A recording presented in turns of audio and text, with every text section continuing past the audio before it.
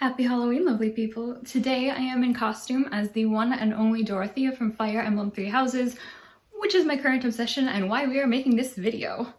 I will try to be as spoiler-free as possible, but I definitely recommend that you play it because it's probably the best video game I've ever played. It is on the Switch, Nintendo Switch. I use it the Switch Lite, it's the handheld, but from what I understand, you can use the full one and play it on, your TV or something instead. So let's get into it. I got the game for my birthday, and I was really excited. I debated between a lot of games. I didn't really know what to pick. And if you know me, you know that I take this really seriously because games are expensive and I don't want to go through them too quickly and then never play them again. But I had heard from several people that Fire Emblem Three Houses was incredible, so I decided to take the plunge, and I am so glad I did. This is the first Fire Emblem game that I've played, but from what I understand, there's a huge series and they all take place in the same universe, though the stories are not necessarily connected. So I, going in as a novice player, had no trouble following the game and what was going on, but I don't really know anything about the rest of the universe, so there could be Easter eggs that I just didn't clock. The game is simple. You start out playing as the child of a mercenary and the mercenary yourself. The character's canon name is Byleth, but you can choose your gender, or they actually don't say gender, they say form, which is quite helpful. So you have a more masculine form and a more feminine form, and then you can put in your own name, whatever you may want that to be. But canonically, the character is called Byleth, so I will just use that or player character to kind of make enough sense, because I am currently playing 2 runs with 2 different character names, so that wouldn't make much sense to go into. You start out playing as a mercenary, but almost immediately you bump into 3 students from the Garagmak Monastery Officers Academy, which is school at the monastery. That is a mouthful to say. And they are being attacked by bandits, so you save them, and they are so impressed by you, as well as the knight that then comes to save them, that you are invited to go back to the monastery, or commanded to, really, with your father, and offered the position as a professor. Your father is then drafted back into the elite Knights of Saras, which he ran away from, but you are left to essentially teach students who are possibly your own age. The player character does not know their own age, nor do they have much memory at all. The game actually starts out with you communing with some sort of fairy sprite-looking girl, pointed ears, green hair, levitating, but you don't really know why, you just know that her voice is in your head. This is obviously revealed eventually, but I will hold off for, again, spoilers. So the 3 students that you rescued, coincidentally, are named Claude, Dimitri, and Edelgard, and they are the 3 heads of houses. So the school is divided into 3 houses, which isn't really a thing we have in the US, but from what I understand, it's sort of the people you do all your classes with, and you could call them classes, at least in this game. You spend all your time with them, you watch over them, that sort of thing. The 3 houses are divided up by territory. You're on a continent called Fodlan, and it is divided into 3 various configurations. So you have the Empire, which Edelgard is the princess and emperor apparent of.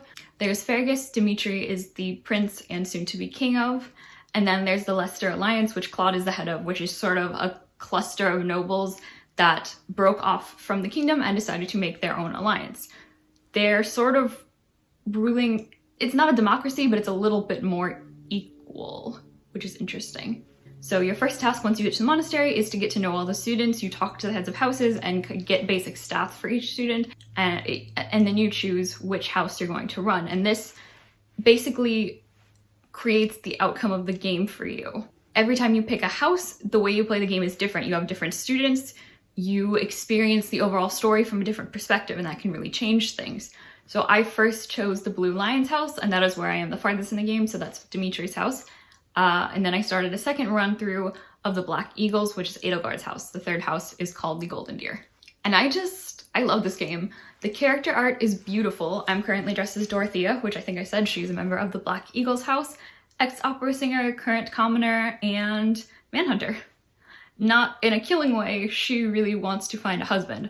Or, I suppose, the gender isn't really specified, so she wants to find a noble partner that would be able to care for her, because she's worried that she will become homeless again if she doesn't. So she's very flirtatious, very provocative, and very fun. Honestly, I really enjoy playing her. The game has sort of 2, each month you are given 3 weeks to teach your students, which helps up their skills. This is based on their enthusiasm and how many activity points you have as a professor, which moves up based on your professor level. Then you also have the 4 weekends, so 4 Sundays, where you are able to choose from 4 different options: exploring the monastery and doing quests and gaining information, seminars, which help raise stats of students, resting, which will raise motivation, and battle, which is practice battling. The combat system is turn-based, which means there's no sort of simultaneous fighting. It's a bit like chess. You tell your character to go here and do this, and they do. The other party doesn't try to attack them in return, at least until the turn is over, if that makes sense. So let's say I'm Dorothea, I'm going to attack a soldier with magic. So I walk up to the soldier, I attack with magic. When you click on the space of what you're going to attack, a little attack calculator comes up, and that tells you what the outcome is most likely going to be. So how much health each party will lose, that sort of thing, as well as some of this battle stats, so the power of the attack and so on. So I walk up, I blast him, he takes the attack, then if he can, he will try to attack me back. This does depend on what kind of weapon he has. So if I walk up next to him and he has a bow and arrow, he cannot attack me, as that is a long-range weapon. If he has a sword, then he could try to slice me. There are also a lot of different classes that your students will be able to gain. They start out as either a commoner or a noble, but that can be changed based on their level as well as their skill set. And each time they choose a class, just like in any other role-playing game, they gain perks to certain areas as well as abilities that they can use.